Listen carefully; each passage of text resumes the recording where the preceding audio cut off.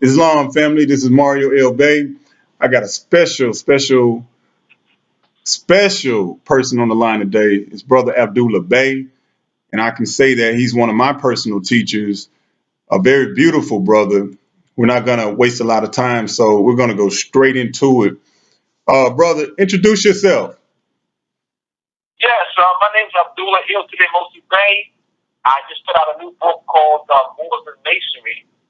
I've been working on this book for quite some time, actually a period of 20 years. And this is something that this is one of my better works here. I've done extensive research on the topic of the diplomatic relations between the Moroccan Empire and the European powers between the 15, 16, 1700s. It's been, those who are classified as Black, Negro, Colored, and African American in the United States Census Bureau has been indoctrinated into believing that we were transported on slave ships by the Portuguese, the Dutch, the Spaniards, the English, and the French from between the 15 and 1800s. So our people are those who are classified as Moors, who are classified as Black, Negro, Colored, and African American, don't know that they are natives to America. Don't know that they are aboriginal to America. They think that they are African Americans, meaning that they are descendants of Africans in Africa, all right, and then born in America. And they think, well, that's what African Americans, we're from, we were forced over here, by the Europeans, in households of ships and bound and chained, and then we now live in America, so therefore we're African Americans. Yes. Yeah, that's their concept.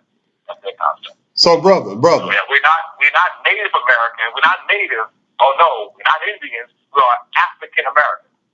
We can hear that. Yes, sir. So I got a question for you, bro. So you're implying that we were not transferred from the continent of Africa to the modern continent America. I'm not implying it. I am stating it that we were not transferred. We are Aboriginal, Native, and indigenous to this land, North America, Central America, South America, and the Jordan Islands. There's a book called Unexpected Faces in Ancient America by Alexander von Humboldt. In his book, he has over 100 photos, stone heads, masks, figurines, statuettes with broad noses and thick lips, showing our ancient treasures on the land. Another book, They Came Before Columbus, by Ivan Van Sertima. Yeah. In fact, Alexander von Humboldt came to Ivan Van Sertima's defense when the British Museum questioned Ivan Van Sertima's research, questioned the validity of Ivan Van Sertima's research. And Alexander von Humboldt supported Ivan Van Sertima. Ivan Van Sertima also went to Congress in the early 90s, or I think in late 80s, stating to Congress, they ran a report to Congress that Christopher Columbus Day should no longer be celebrated, as Christopher Columbus did not clearly discover America. Yes. So he's actually considered our ancient presence on this land.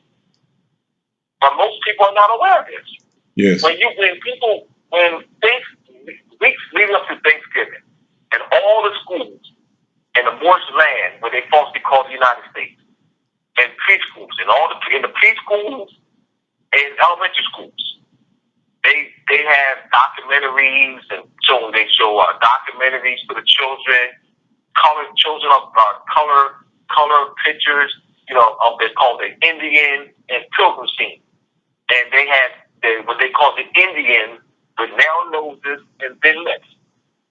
Yes. And these children have, they draw these pictures, they color the pictures in, the teachers read books to them, and they see these images. So they Thanksgiving shows come on, cartoon Thanksgiving shows they see. And so we've been indoctrinated from young age of thin lips, narrow nose, thin lips, straight hair, thin lips, narrow nose, straight hair, thin lips, narrow nose. Yeah. So when I was in the teacher's lounge one day. This is about 6 years ago. 6 years ago. So teachers were there, substitute teachers, administrators, maintenance workers, matron workers, and security guards. And this was at high school in Camden. And I said to them, talking about my book, Moors and Masonry, that I said to them that I'm native to the land. And they laughed, they snickered, mocked. And I simply took out my cell phone, went to my website, moorsilverletter.net, MOORISHTIVIL.net, and went to the photo gallery where I have all the pictures from Unexpected Visits in Ancient America by Alexander von Humboldt. And I showed them the pictures. I didn't hear a pin dot drop. It went from, you're really not native. You don't look native. What are you talking about, Mr. Bey? You're not native. You don't look native. You're crazy, Mr. Bey. Right? So they saw these stone heads, and statuettes, and figurines, and masks with big lips and broad noses. Said, look at these stone heads, and it got quiet. And questions was raised. Mr. Bey, why don't they teach this in school? Mr. Bey, oh, I didn't know this before. Pictures explain 1,000 words. It sure does. This information is not known to our people. What's known with this, what's been indoctrinated to our people is this transatlantic slave trade story. Back and forth, the Portuguese, the Spaniards, the French, the English, and the Dutch, transporting millions of our people, from the continent of Africa to the Americans. So that's been planted. And even when I talk about Moors and Masonry to some of our people, you'll get comments like the questions are posed to me. How do you know that's true? Well, here's the information right here. There's documentation, national archives, historical records, historical archives in France, the Netherlands, England, Germany. We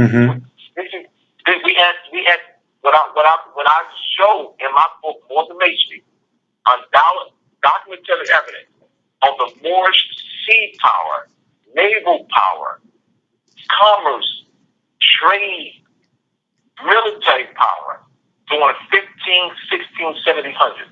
In order for the French, the Portuguese, the Dutch, the English, and the Spaniards to transport millions of us from the continent of Africa to the Americas, they would have to have control of the seas.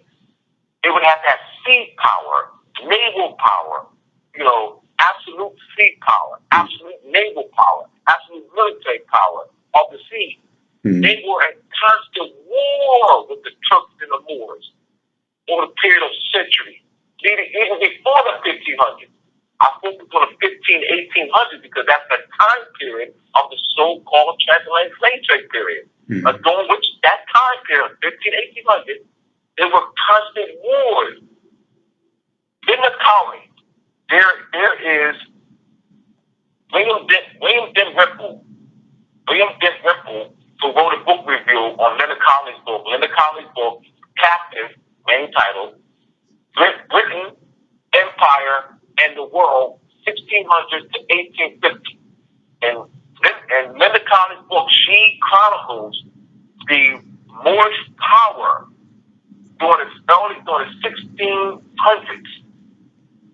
That Morocco captured 20,000 British in 1660.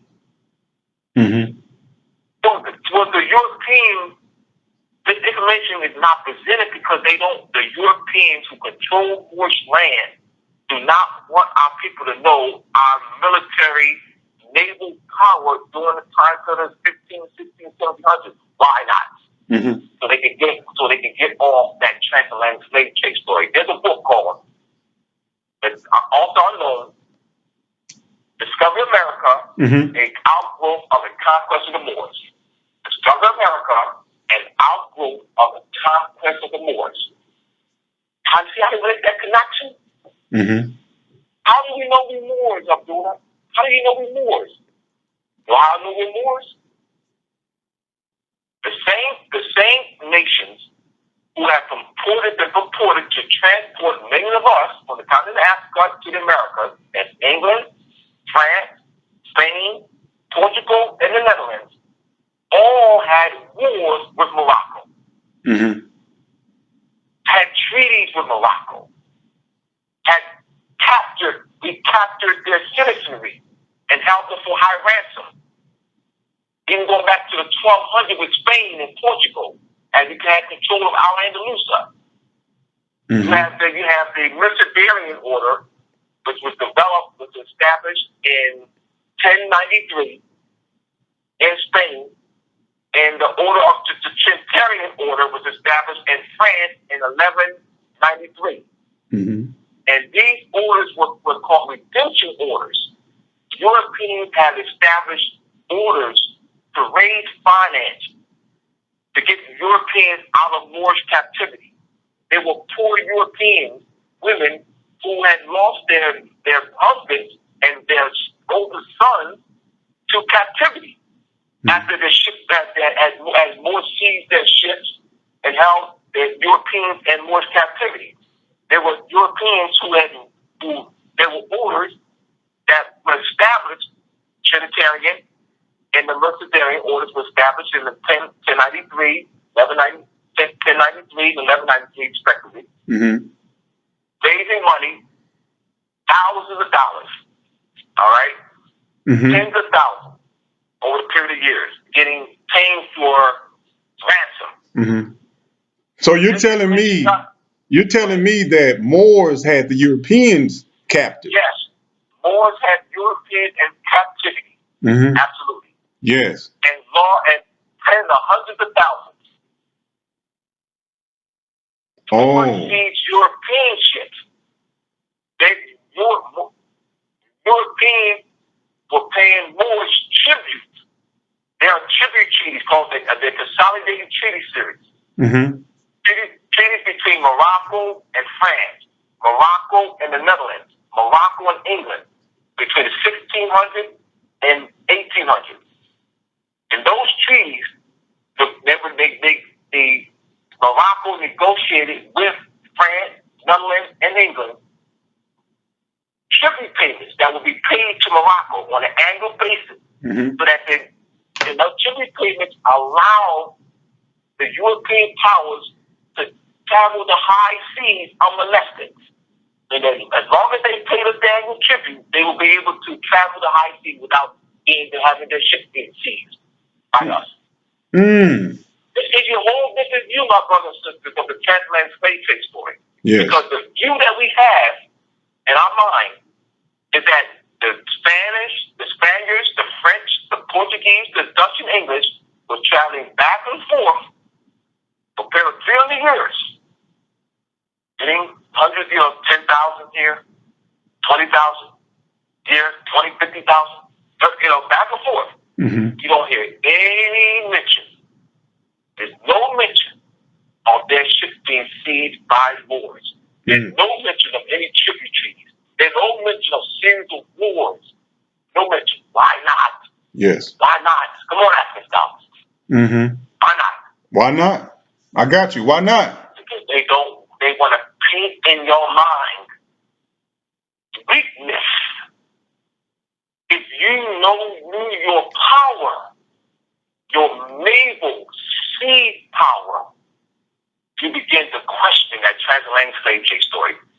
The fact that the European powers don't even want you to question it.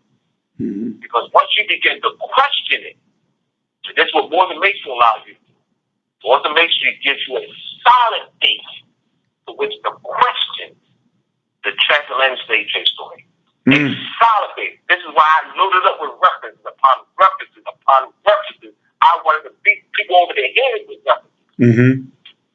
I got you, bro. I'm feeling that, bro. I got a question for you. Yes. What inspired you to write the book Moors and Masonry? All right. Great question. What inspired me to write the book Moors and Masonry? Dr. Bey, who had taught me history and law. He gave me a George Washington letter. The George Washington letter, who's president at the time, to Muhammad ibn Abdullah in Morocco. And that letter dated December 1st, 1789. And in the letter, George Washington writes, he apologizes for not keeping up with regular correspondence to the emperor. And also thanks His Imperial Majesty, Muhammad ibn Abdullah, for acknowledging the Treaty of Peace and Friendship dated December, which was negotiated and signed by Muhammad ibn Abdullah in June of 1786. Mm-hmm. So 2.5 years after the treaty was signed and ratified in January 1787, George Washington writes the letter to Muhammad ibn Abdullah. Mm-hmm. And then also he mentions in the letter, he thanks His Imperial Majesty for helping for that. He's referencing in the letter that there were Moorish regencies that was against this Treaty of Peace and Friendship. So His Imperial Majesty acknowledged the United States in 1777. Morocco was the first country to recognize the United States in 1777. You don't read anything about this in history.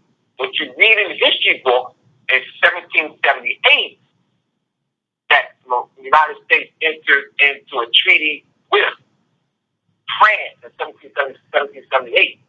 That France had to form an alliance with the United States to protect the United States against the British invasion or the British seizing of European ships. Mm-hmm. However, what protected the English colony ships from Moorish seizing is the treaty between England and Morocco. Mm-hmm.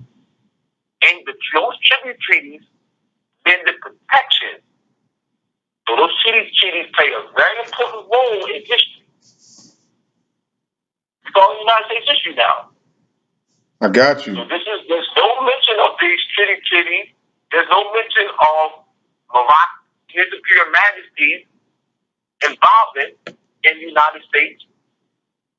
Samuel Huntington wrote to His Imperial Majesty in 1780 requesting to engage in a treaty of peace and amity. This was 1780 now. Mm-hmm. The treaty was negotiated in 1786, which he signed in 1786 and ratified in 1787. There's no mention of this. Mm-hmm. When I read that George Washington letter to over 5,000 students in Kansas City Public School for a period of 10 years. And some of the questions that were raised while reading the letter was, Mr. Bey, why is this taught in the schools? I also talk about listing the names of the presidents of the Continental Congress, but they knew nothing. Mifflin, Bootnott, Griffin, they had no clue who these people were. How did they accept it? They were surprised. Some were pleased. Some didn't believe it. Mm-hmm. All right, so you had mixed. Like I said, some were surprised, some were accepted, some didn't believe it. Some raised questions: why did it taught in schools? Like I said, it was. But the good thing is, they raised questions. Mm-hmm. It got them to think about information that they had never heard of before. Mm-hmm. And this is what literature does. It allows people. What it does, it gives a groundwork for debate, open debate and dialogue. That's what I want to do. You don't know what you're talking about. All right, you're saying that based on what? Mm-hmm. They really don't have a basis to which they don't know that this information even exists. Mm-hmm. On the back cover, let me read the back cover. On the back cover, I have a picture of our chief Diwali hero drew this picture for me in the summer of 4 Europeans bound in a chain. 4 Europeans have chains around their neck. All right? Mm-hmm. race around their neck. It's all chained, and one Moor on the left holding keys and a scimitar, and then wearing the turban. The Moor on the right holding up a Moor scimitar, wearing the fez. Mm-hmm. And so above it, I have written a quote by Professor Robert David of Italian Renaissance History, Ohio State University. Quote, the enslavement of Europeans doesn't fit the general theme of European world conquest and colonization that is central to scholarship on the early modern era. Let me read that again. Mm-hmm. Quote, the enslavement of Europeans doesn't fit the general theme of European world conquest and colonization that is central to scholarship on the early modern era. End quote. That's Robert David, professor of Italian Renaissance History, Ohio State University. Wow. So there you go. Wow. Now, his course is elective, but I'm showing you that this information is available, is documented, is not part of public TV, public documentaries, textbooks that are used in schools, that's on a college level. Remember, his course is elective. Yes. So his course is not part of the textbook that's called United States History. Mm-hmm. Not part of mainstream distorted history. All right? Mm-hmm. I wanted to go through some of the books that I have listed in the bibliography. Okay. To give people a feel for the extensiveness of this research. Okay. Yeah, because a lot of people, like you said earlier, they'll be confused. Some will accept it, and some may just flat get angry. Yes. In fact, let me respond to that. Brother Ali, he hosts a class in Maryland, and he's been telling his friends this for the past 2 years about we had Europeans in slavery, and they get angry. Mm-hmm. They get angry.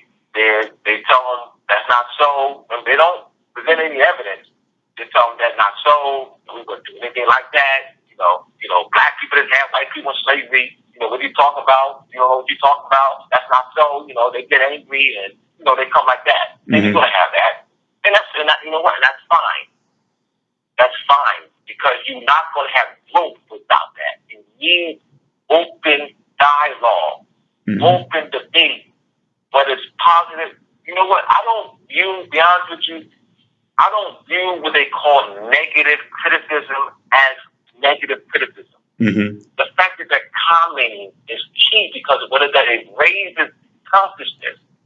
It allows me to have an opportunity to what? Come back and present information on their questions or their criticism. Mm-hmm. And their questions, it's coming from emotion. Hold on. Mm-hmm. All right, coming out. Thank you. Yeah, so it allows the people to give the opportunity to respond to their comments and criticism. Okay. Which is healthy. And okay. I'm open. I'm for open dialogue and debate. Mm-hmm. And like I said, people are going to get angry. People are going to get angry. They're going to be in a state of disbelief. Mm-hmm. Absolutely. So I got a question. I'm with that. I got a question. This is a powerful conversation. In your book, Moors and Masonry, will you reference the Consolidated Treaty Series?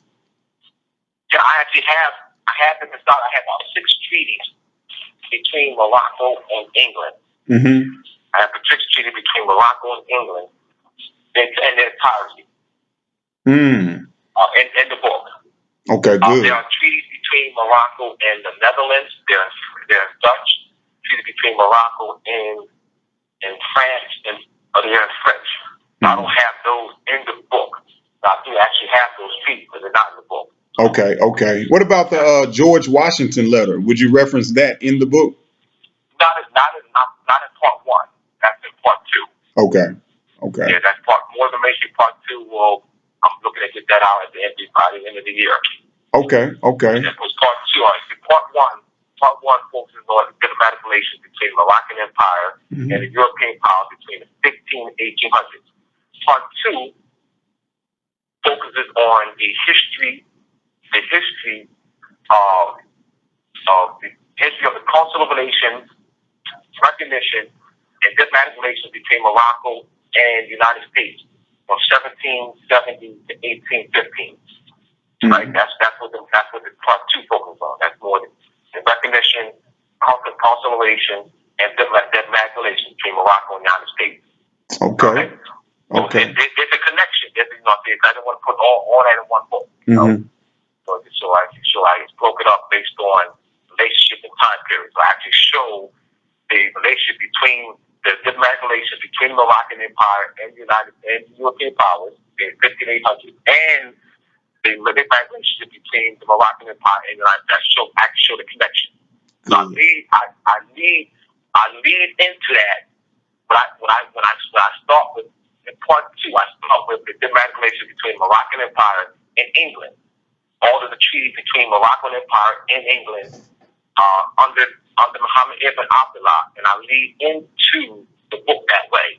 Okay. To actually show that there's a relationship, there's a relationship between book 1 and book 2. Yes, I got you. That's excellent information. As I said before, that the tribute treaties between Morocco and England protected the English colonial ships from Moor seizure. And that's what I show. I show that connection in Part 2. Okay, I got a question because. Go ahead. I'm sorry. Go ahead.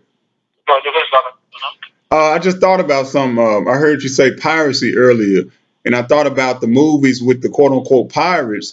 Does the pirates have any connection to the Moors? All right, good question.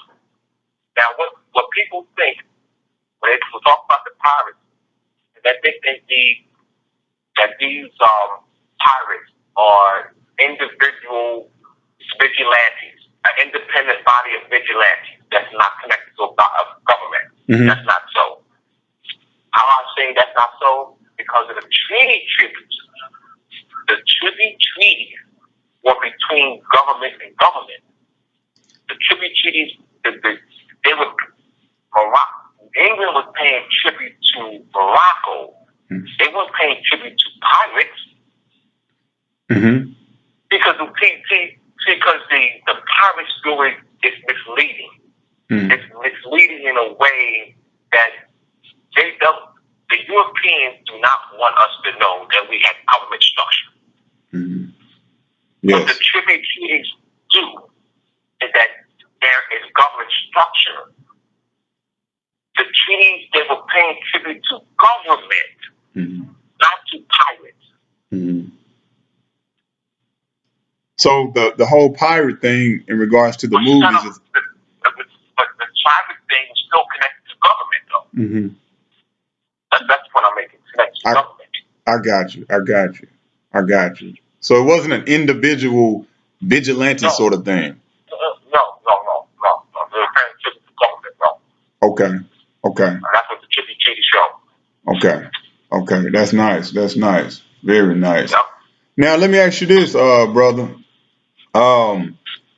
Why did you name or title the book Moors and Masonry? What is the connection between Masons and Moors? All right. There's a history with that title.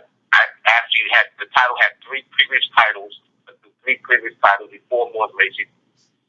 Moors and Masonry is Taj's title. Taj Bey. We had a paper called, Taj and I had put out a paper in 2001 called Our Moroccan Star. And the third issue was a feature issue.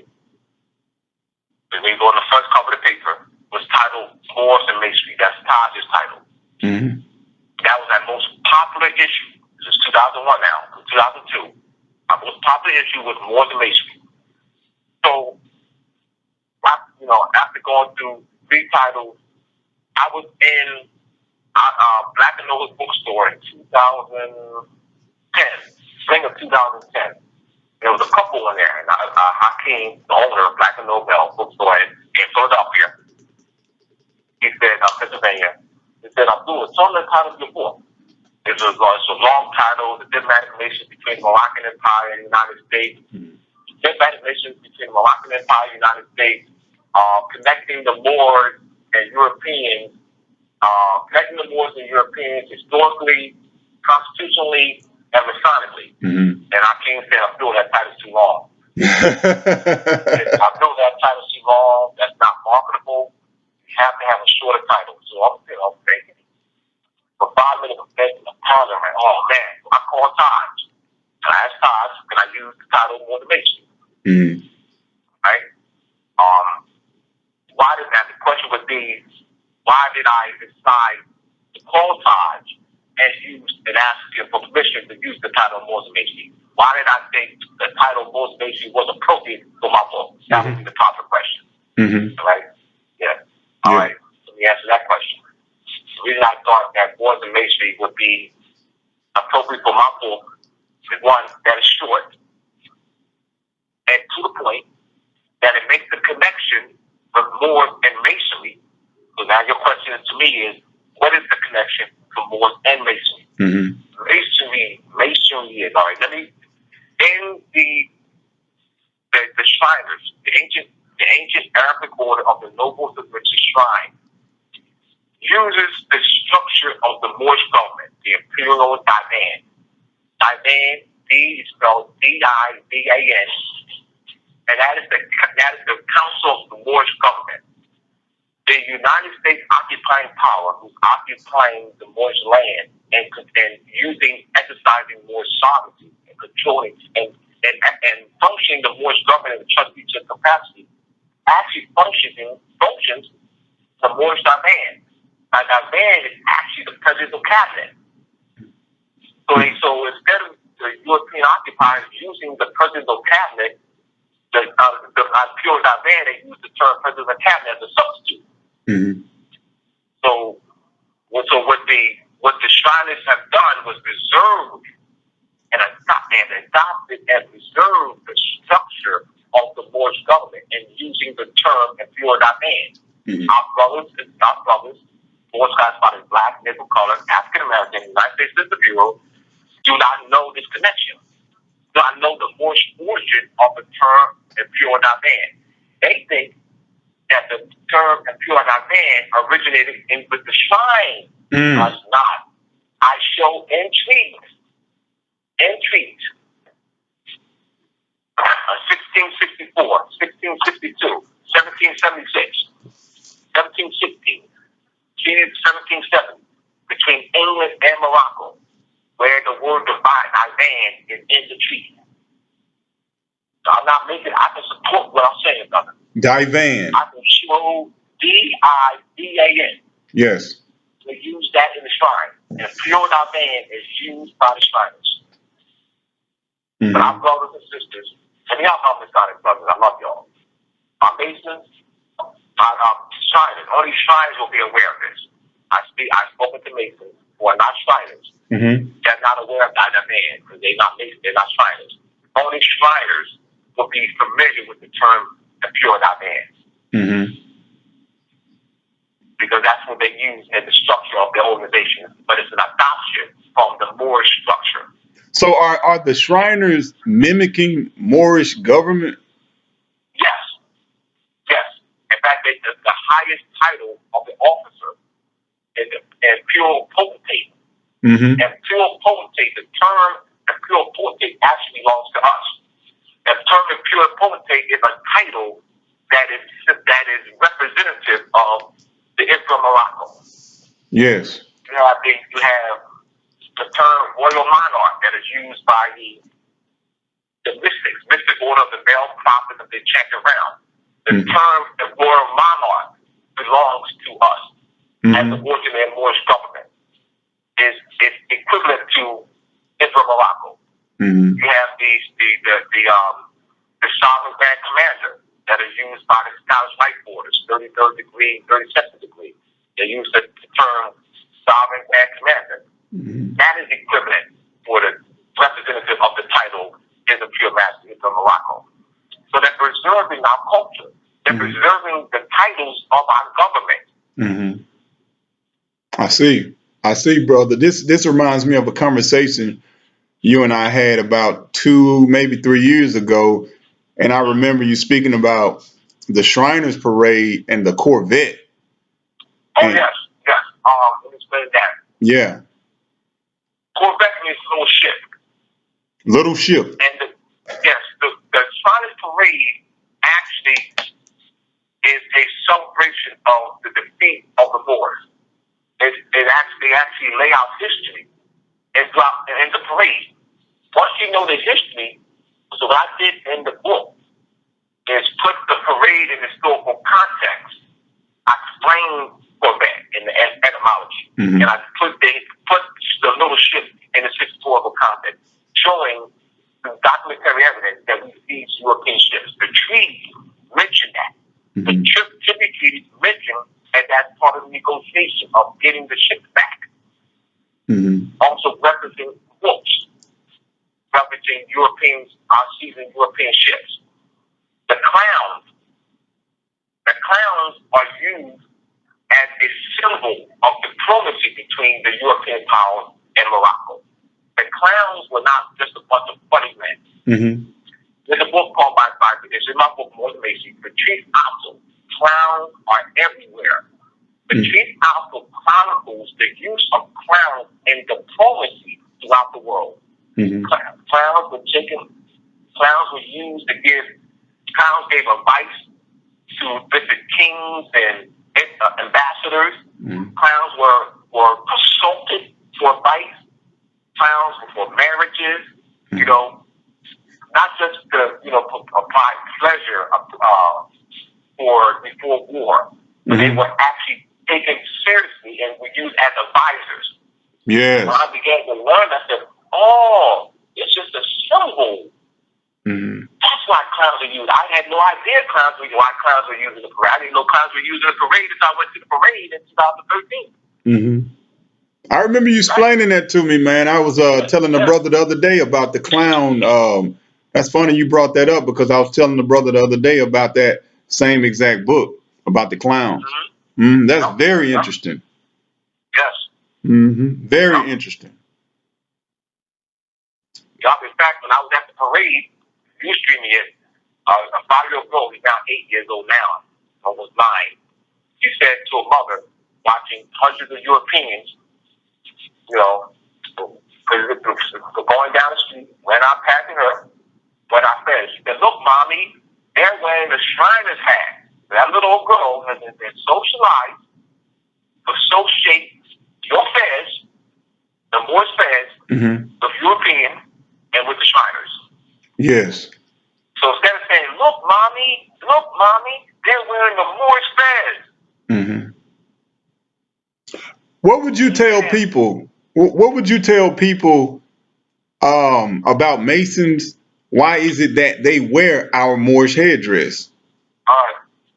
The Masons wear our Moorish headdress. The Shriners, mystics, mystical little bell prophets, the chanting realm, or prophets. Those who belong to Scottish borders, that they all don't wear feathers. So I make it very clear. All Masons do not wear feathers. They'll even tell you. All Shriners wear feathers. They'll all tell you they're not a Shriner. They'll say, well, Shriners wear feathers. So all Masons don't wear feathers. So the question, why do Masons wear feathers? That be Shriners or mystics or scholars, those who belong to the Scottish borders, is that they defeated us. So, like, for instance, I defeat you in a fight. So I take the watch. I take the watch as a symbol of conflict, but that's a faulty analogy. So that's a faulty analogy. But I see where you're going with it. All right, you see where I'm going with it. The Fez is representing the national headdress. And then royal represents sovereign authority. So they took a crown of sovereign authority and placed it on their head. They've conquered us. They have annual parades showing that lays out the history. All right, so it's a celebration of their defeat of the mighty, powerful Moroccan Empire. They brought the mighty, powerful Moroccan Empire to her knees, and then we bow to them. We subjugate to them. We submit to them, the most powerful Moroccan empire, who controls India, who controls all of Europe, who controls the seas as borders to their needs. And now I'm talking about the black, Negro, colored, Latino, Spanish, Puerto Rican, Indian, West Indian, and are prisoners of war in their own land. Why I say prisoners of war? I didn't just throw that term out because we are prisoners of war. They have wars with them. Our defeat came by what? Losing wars with them over a period of centuries. And how do we lose? One of the questions is, how did this mighty, powerful Moroccan empire fall to the knees, fall to the hands of the Europeans, infighting? A dynasty represents a family. Let's say you're my brother, and you're our father. You know, he's Caliph, but you're the older brother. So our father passes on, and that title goes to you. 10 years after you reigning, all right, you're doing good for the people, you're powerful, and you're leading the nation into prosperity, and I'm jealous. So I kill you. So this really happened. This is not something that, yes. So you have what's called fratricide. Fracture, brother, fraternity, brother, side, kill. All right? So it's just issue of fratricide. Could you spell that? Could you spell that? Yes. F-R-A-C-I-C-I-D-E. Okay. An issue of a jealous brother, me, killing the older brother who has the title. All right? In order for me to get the title, you have to die. Either through battle or I have to kill you. Die by illness, die in battle, or I kill you. I got you. That's powerful. So that happened. This is real talk.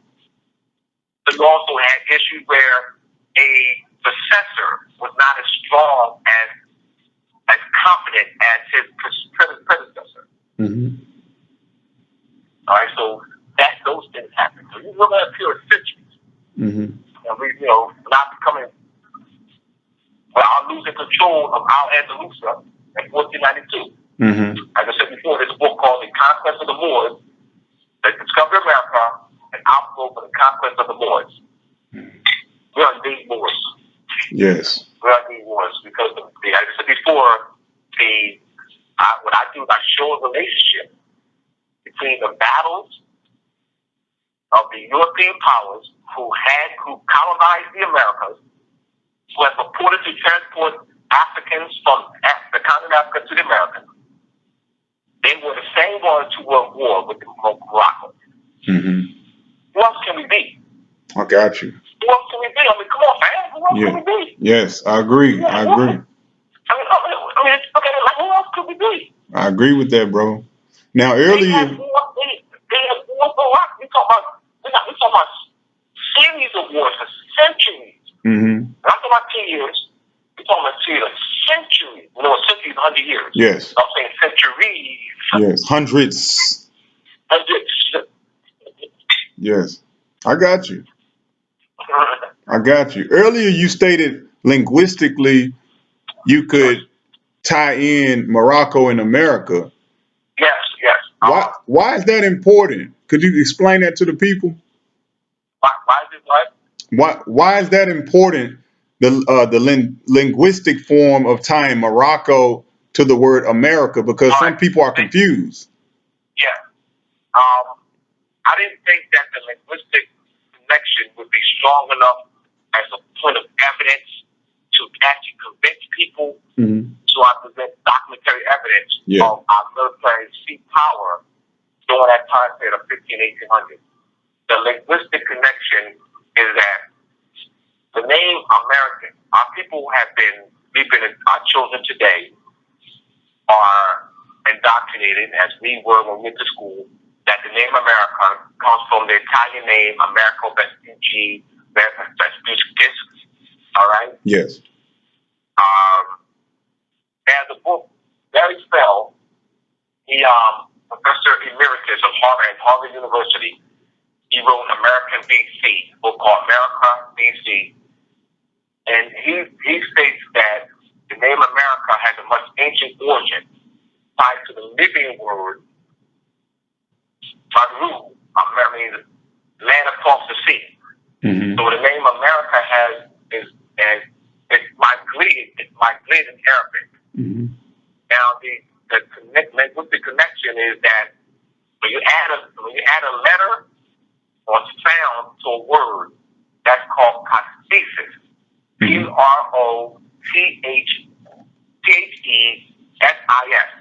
Prosthesis.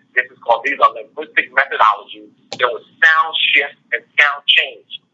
Adding a letter at the beginning of a word, removing a letter at the beginning of a word. Mm-hmm. So in this case, we're adding a letter A to the word Morocco. Mm-hmm. So we're changing the sound. Another linguistic methodology is removing what's called vowel changes or vowel shifts. Mm-hmm. So you're adding vowels or removing vowels. Or you're adding vowels, removing vowels, or changing vowels. Mm-hmm. In this case, the E-O to the E. Morocco, M-O-R-O-O-C-O, America, A-M-E-R-I-C-A. So you have the E there in America, A-M-E-R.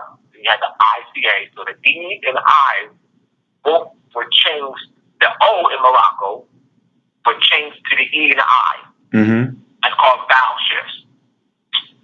Mm-hmm. You just change, it's just different pronunciation. That's all. Yes, yes. So, if I said Morocco, if I said American, all right, I'm fine. If I said American. Same thing. Different pronunciation. Yeah, different pronunciation. Same thing. I got you, bro. Got you. So would that be what you call umlaut? That's called umlaut. Yes. U-M-L-A-U-T, German word. Umlaut deals with sound shifts. Yes. All right, so we're shifting the vowel, changing the vowel sound. Mm-hmm. Much needed, bro. Could you give the people like some of your information to get your book and your website information? Yeah, my website. Kill my food here. It's moorcivilletter.net. That's MOORISCIVILETTER.net. Mm-hmm. Do it again. MOORISCIVILETTER.net. I don't have the PayPal button up there for the book yet. Hold on. For the book yet? Mm-hmm. To get the book, they have to go to the video page of my website. At the bottom of the video page is a donate button. The book is $50 and $7 for mailing. Okay. Go to the video page, and at the bottom of the video page is the donate button. $50 for mailing for the book, and $7 for mailing, which is total $57. Okay. About how many pages is it? It's 256 pages, 50 color pages, and 206 black and white pages. Okay, that's gonna be nice. I know it's gonna be nice, man. And today it's been wonderful, man. Like I said earlier, you're one of my personal teachers, and I want to thank you personally for introducing etymology to me, because I knew nothing of etymology prior to meeting you. So from me to you, I appreciate it, and I love you, brother, with all my heart. Thank you for this opportunity, man, for me to share with the people, man. No doubt, bro. No doubt, because they need it, and I'm gonna make sure we get that book popping. And I will be purchasing my copy today. So yeah, I can't wait, man. I really appreciate your information. I know you got some things to take care of today. You got your book signing today, right? Yeah, the book signing today, 1 o'clock. Okay. You in the Ohio territory? Yeah, I'm at Ohio. Okay, at Ohio. Okay, I got you. Okay, well, bro, I want you to have a good time. I really appreciate that. We're going to save the rest for the book. So if y'all want the rest of the information, y'all got to get the book. Visit his website, moorishcivilletter.net. Could you spell that again, brother? Yeah. Yes, moorcivilletter.net is MOORISCIVILETTER.net. No doubt, bro. All right. Well, I appreciate this conversation today, bro. You be good. Be safe out there, man, and keep pumping this information, man. We with you 100 1000%, brother. Thank you. No doubt. Peace and love. Peace and love, bro. Peace and love.